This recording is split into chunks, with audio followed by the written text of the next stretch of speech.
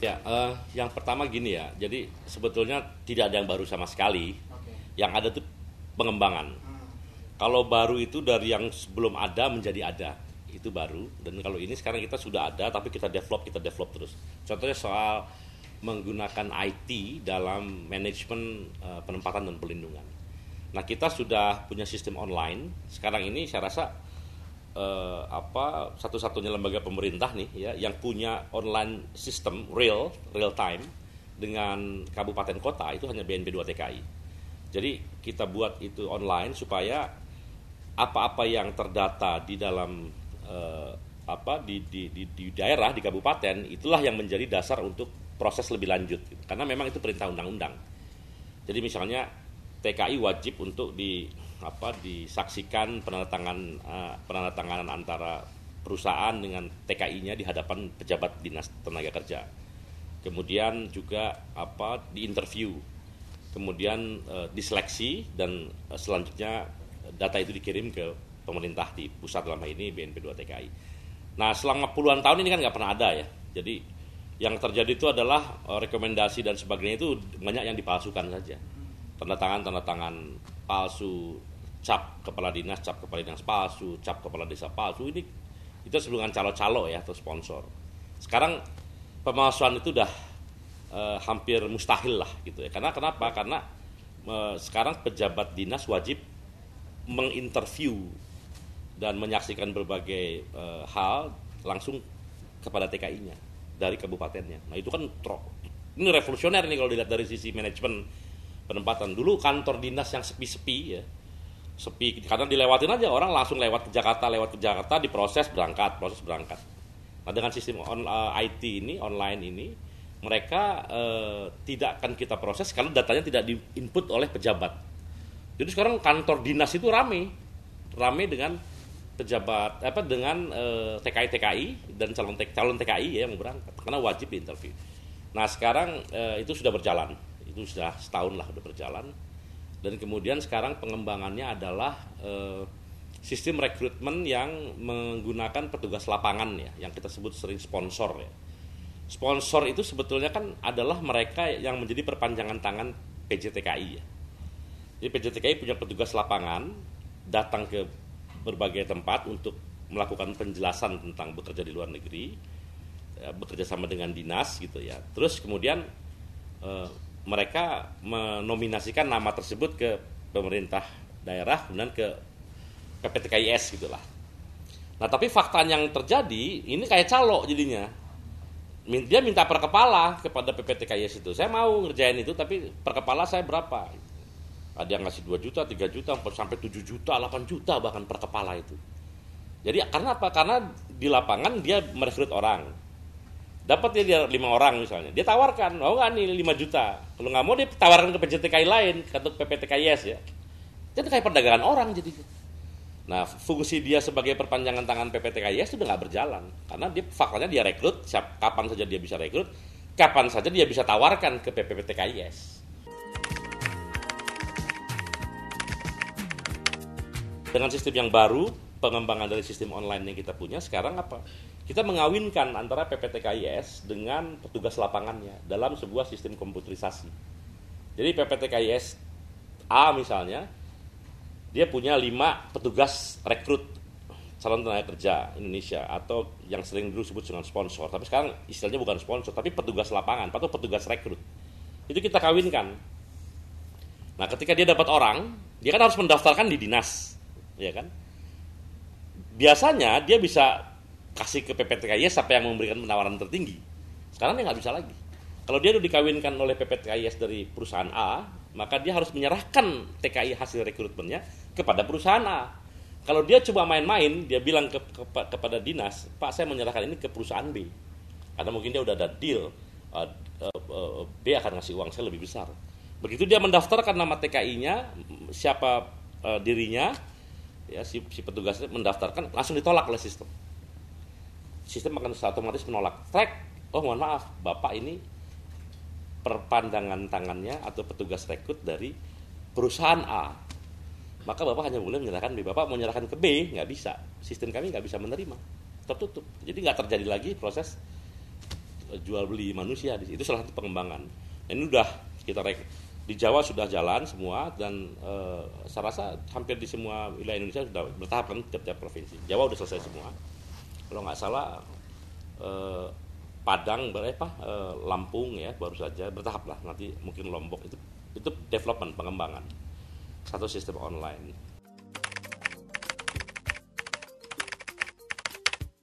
Fungsinya tiada lain perlindungan lah. Jadi teorinya itu kan gini. Orang dilindungi perlindungan TKI itu bukan hanya di hilir, tapi justru sejak di hulu. Nah, perlakuan kita di hulu akan menentukan sejauh mana problem perlindungan akan muncul di hilir. Kalau di hulunya Anda nggak punya perlindungan yang bagus, maka di hilirnya bermasalah biasanya. Apa sih perlindungan di hulu itu? Di hulu itu perlindungannya lebih kepada dipastikan orang yang mau berangkat itu mengikuti prosedur sesuai peraturan-peraturan yang dikeluarkan oleh pemerintah. Misalnya orang harus dilatih, orang tidak boleh di bawah umur, orang harus mengerti bahasa, harus mengerti budaya, harus terampil. Nah itu yang kita pastikan sebelum para TKI itu berangkat. Itu kalau itu tidak dilakukan, ya apalagi terjadi problem eksploitasi pada level itu misalnya, di sananya pasti bermasalah. Nah, BNP TKI dengan sistem mengunci itu, jadi kita punya sistem online yang mengunci durasi pelatihan. Kalau Anda dilatih 200 jam, maka TKI baru bisa mengeluarkan tempat latihan itu setelah 200 jam gitu. Nah, itu kalau dulu kan orang datang hari Senin, Selasa udah bisa berangkat. Ya, orang digebukin dong sampai sana ya kan, orang nggak bisa apa-apa. Kayak dagang orang aja gitu loh. Ya itu sistem yang istilahnya zaman jahiliyah lah. Nah sekarang orang masuk dikunci, kuncinya pakai sistem 200 jam misalnya dia untuk ke Timur Tengah atau ke Malaysia gitu. Nah dia baru bisa keluar setelah katakan 25 hari keluar, dan baru proses selanjutnya ada sertifikasi kompetensi, ada pembayaran asuransi, ada sampai dapat KTKLN, kartu tenaga kerja luar negeri.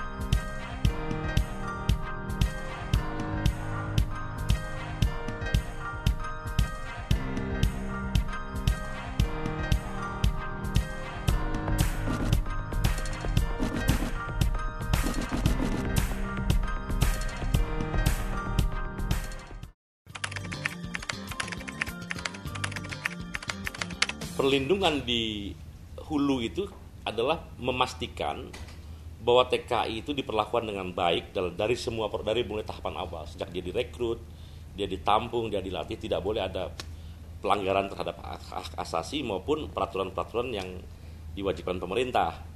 Dilatih harus 200 jam dan sebagainya. Nah itu nggak bisa kalau cuman aturan begitu saja, harus diawasi, harus dikontrol, karena ini tarikan pasar begitu kuat.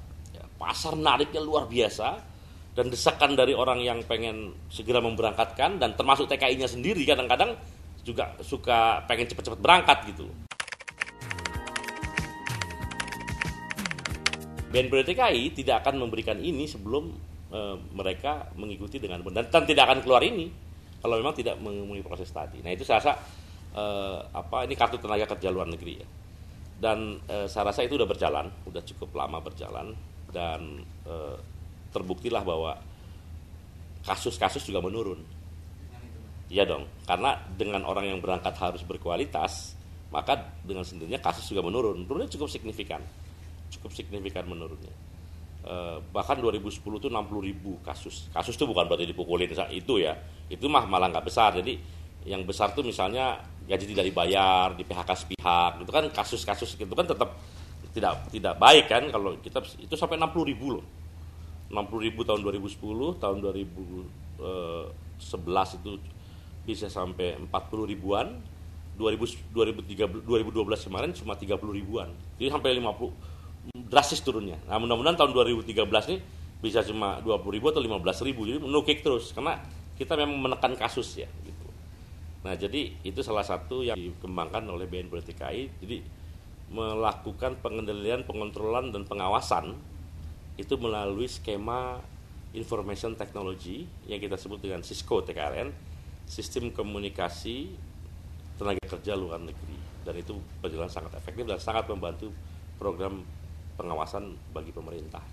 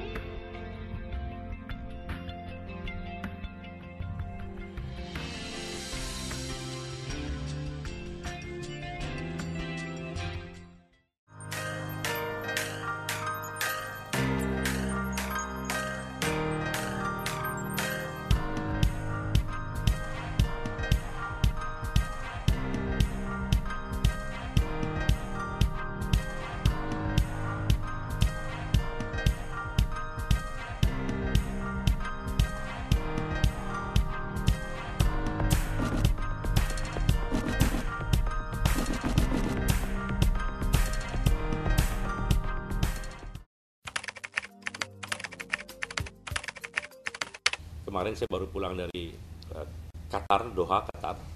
Kami ketemu dengan pimpinan dari Kadin di sana, yang kebetulan pada tanggal 22 sampai 25 April itu menyelenggarakan konferensi Kamar Dagang dan Industri seluruh dunia.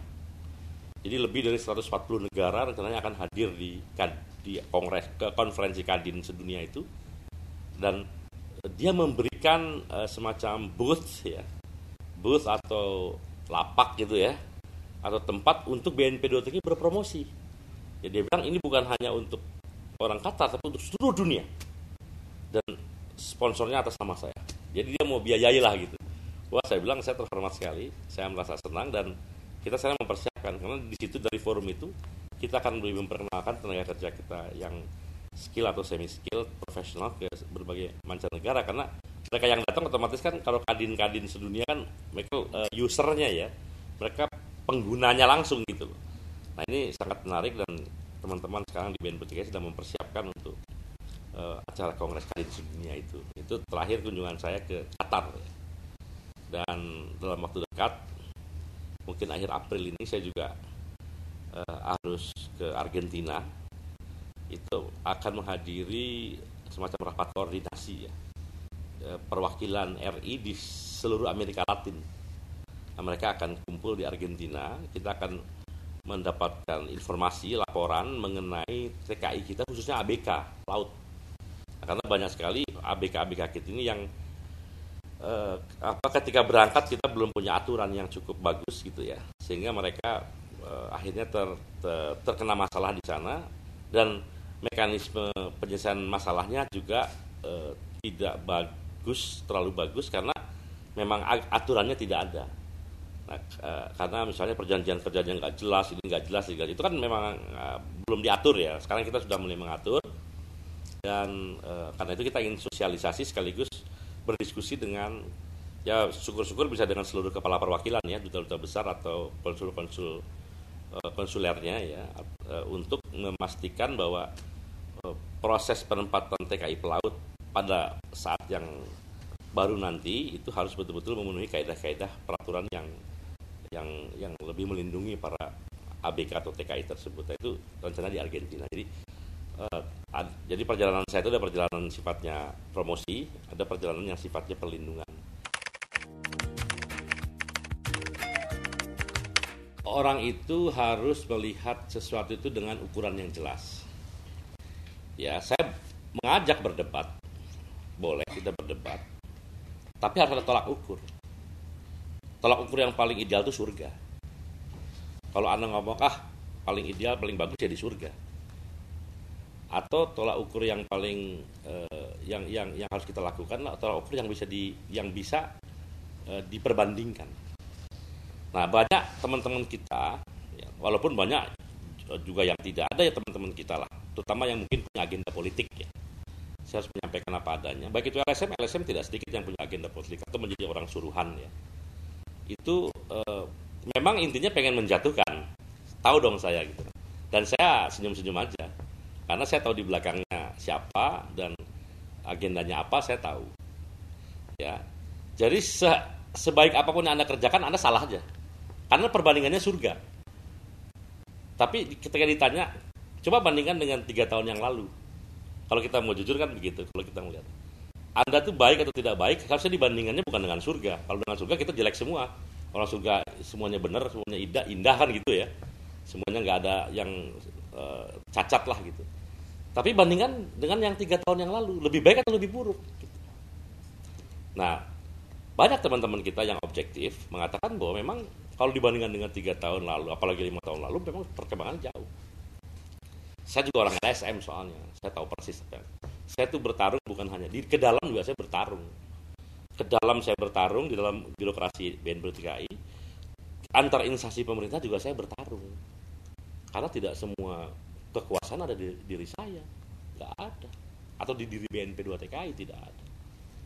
Nah jadi saya nggak khawatir, saya senang dan nggak apa-apa, itu menarik lah, dinamis. Tapi ya orang-orang kayak gitu ya kita hargai lah. Orang yang selalu bereferensi surga, bahwa harusnya TKI nggak ada yang begini yang paling seperti di surga gitu, ya nggak apa-apa juga.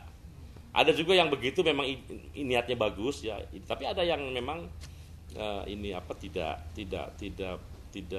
tulus. Tapi ada yang tulus juga ada. Tapi referensinya surga juga gitu. Oh repot jadinya kan. Tapi orang ini tulus gitu. Dia nyalain kita, nyalain pemerintah karena referensinya surga.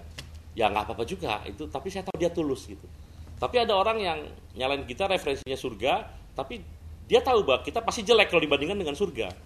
Nah, tapi saya tahu orang itu punya agenda politik. Ya sudah nggak apa-apa juga, santai-santai aja. Relax aja, ngapain. Kalau kata jujur gitu aja kok repot. Yang penting Anda kerja, Anda tulus, Anda ikhlas, silakan publik yang menilai sendiri.